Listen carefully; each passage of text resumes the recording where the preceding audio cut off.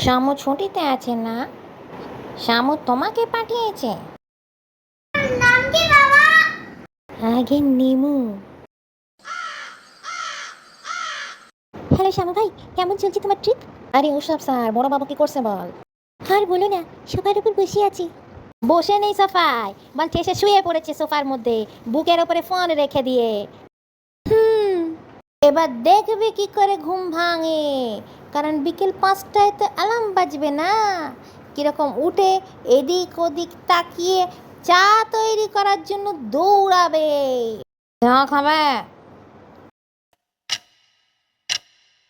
হ্যাঁ, বানাচ্ছে চা, দেখ কিরম করে বানাচ্ছে। তোমরা মানুষ 2জন, কিন্তু চা তৈরি হচ্ছে 10 জনে। চারদিকে চা ছড়াবে, ফেলবে, এদিক ওদিক করবে, জায়গার জিনিস জায়গায় রাখবে না। দেখ এইবার আসবে, কিন্তু ডাইনিং টেবিলে বসবে না, মেঝেতে বসবে মহারাজ। পুরো একটা মিষ্টি বিস্কুটের সাথে মিষ্টি চা খেয়ে ফেলবে। খুব মিষ্টি বানিয়েছে না চাটা? এতটাই মিষ্টি যে পিঁপড়েরও ডায়াবেটিস হয়ে যাবে।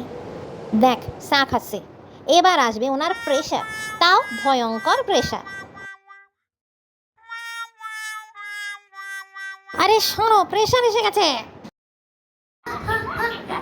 আরে ট্যাঙ্কে জল আছে, পাম্পটা চালিয়েছো? আরে যাও যাও, পাম্পটা চালাও।